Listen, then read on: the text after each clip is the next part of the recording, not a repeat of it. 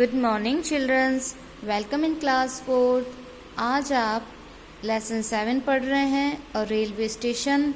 इसमें पिछले वीडियो में आपको कुछ जानकारी दी थी मैंने कि जब वो लोग स्टेशन पे गए थे अपने पिताजी के साथ, तो वहाँ पे उन्होंने एक बड़ी घड़ी देखी थी। घड़ी के अनुसार वहाँ पे 1 बज रही थी और फिर वहाँ पे किताबों की भी दुकान थी और कुछ लोग अपनी रुचि के अनुसार वहाँ पे किताबें और पत्रिकाएं खरीद रहे थे। और वहाँ पे एक आदमी था, उसके हाथ में 2 झंडे थे। एक हाथ में लाल कलर का झंडा था, एक हाथ में हरे कलर का झंडा था। और पिताजी ने क्या बताया था कि यह एक गार्ड है। और फिर उन्होंने एक ट्रेन को आते हुए देखा था और वो एक डीजल इंजन था और उसके अंदर 20 डब्बे थे और ट्रेन थी वो 5 मिनट बाद में वहाँ से रवाना हो गई थी। उन्होंने कुछ फेरी वाले देखे, वो कुछ न्यूज़पेपर बेच रहे थे, यानी अखबार बेच रहे थे और कुछ पत्रिकाएं बेच रही थी। और वहाँ पे कुछ कुली थे जो कि वो कुछ सामान था वो वहाँ पे गुड ट्रेन, आपको मैंने बताया था इसका मतलब मालगाड़ी के जो डिब्बे थे उनके पास धकेल रहे थे थैलों को। रीति ने पूछा कि क्या ये कोच है, तो तरुण ने क्या उत्तर दिया कि नहीं, ये कोच नहीं है, ये तो मालगाड़ी के डिब्बे हैं। वैगन्स का मतलब मैंने आपको बताया था मालगाड़ी के डिब्बे। तो ये क्या है, मालगाड़ी के डिब्बे हैं, वैगन्स हैं। तो आज अपन पढ़ रहे हैं इसके आगे next. Suddenly they heard a long whistle of the train. Suddenly का मतलब होता है अचानक। सडनली मीन्स अचानक। दे heard a long whistle of the train. अचानक उन्होंने हर्ड यानी सुना, उन्होंने सुना अ लॉन्ग विसल, उन्होंने एक लंबी सीटी की आवाज़ सुनी। लॉन्ग विसल, विसल का मतलब होता है सीटी, विसल मीन्स सीटी। लॉन्ग विसल यानी लंबी सीटी ऑफ द ट्रेन, ट्रेन की। हर्ड यानी सुना। Suddenly they heard a long whistle of the train. अचानक उन्होंने वहाँ पे रेलगाड़ी की एक लंबी सीटी की आवाज़ सुनी। They stood at a distance from the track and waited for the uncle's train to stop. They stood.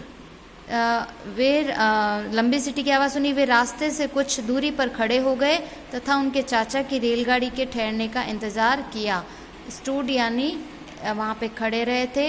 Eight a distance, from, distance मतलब दूरी, फ्रॉम द ट्रैक, वो जो ट्रैक था, ट्रैक का मतलब जो रेलगाड़ी निकलती है, तो वो जो स्टेशन पे जो जगह होती है, तो रास्ता, ट्रैक मीन्स रास्ता, उस रास्ते से कुछ दूर वो वहाँ पे इंतज़ार करने लगे अंकल की ट्रेन का और अंकल की ट्रेन का रुकने का। तो इसका मतलब वे रास्ते से कुछ दूरी पर खड़े हो गए तथा उनके चाचा की रेलगाड़ी के ठहरने का इंतज़ार करने किया।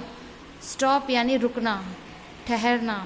तो उनके अंकल्स ट्रेन, जो चाचा की उनकी ट्रेन आ रही थी, उस ट्रेन के रुकने का इंतज़ार किया।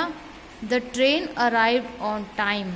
ट्रेन थी वो टाइम पर आ गई थी, है ना, ट्रेन सही समय पर आई। The train arrived on time, train सही समय पर आई। They saw their uncle and received him with Joy.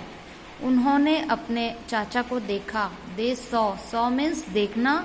There uncle, उन्होंने उनके चाचा को देखा। And receive him with joy, और उनको खुशी के साथ। जॉय का मतलब क्या होता है, हर्ष, खुशी, खुशी के साथ उनका स्वागत किया।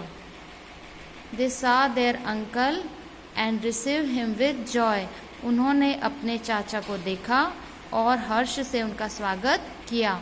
They touched their uncle's feet and the uncles blessed them.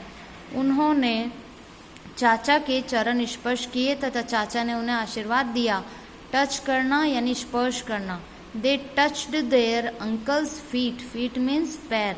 उन्होंने अपने चाचा के पैर, अपन मारवाड़ी में क्या बोलते हैं, चलो चरण छू लो, माता पिता के अपने चरण छू लो, ऐसे बोलते हैं ना। हिंदी में भी बोलते हैं चरण छू लीजिए माता पिता के। तो they touch there uncles feet, उन्होंने अपने चाचा के चरण छुए। And the uncle blessed them, और अंकल ने उनको आशीर्वाद दिया। ब्लेस्ड यानी आशीर्वाद देना, ब्लेस आशीर्वाद देना। अंकल ने उनको आशीर्वाद दिया। He also gave them chocolates, और उन्होंने अंकल ने उनको चॉकलेट्स भी दिए। The father also blessed the uncle, और पिता ने भी चाचा को आशीर्वाद दिया। The father also blessed the uncle, uncle कौन होते हैं? हमारे चाचा, और चाचा हमारे पिताजी से छोटे होते हैं, है ना। चाचा जी का रिश्ता होता है वो छोटे होते हैं, ताऊ जी का रिश्ता होता है तो ताऊ जी हमारे पापा से बड़े होते हैं। तो the father also bless the uncle, पिताजी ने भी अंकल को आशीर्वाद दिया क्योंकि अंकल उनसे उम्र में छोटे हैं। They all set out from home happily, और सभी खुशी खुशी घर के लिए रवाना हो गए।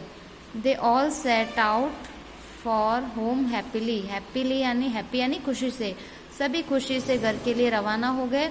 The children enjoyed a lot at the railway station, बच्चों ने रेलवे स्टेशन पर काफ़ी आनंद किया। बच्चों को रेलवे स्टेशन पे बहुत मज़ा आया।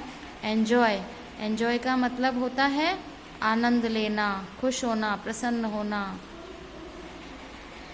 तो बच्चों ने वहाँ पे खूब एन्जॉय किया, यानी बच्चों ने रेलवे स्टेशन पर काफ़ी आनंद लिया। तो ये आपका रेलवे स्टेशन लेसन होता है पूरा।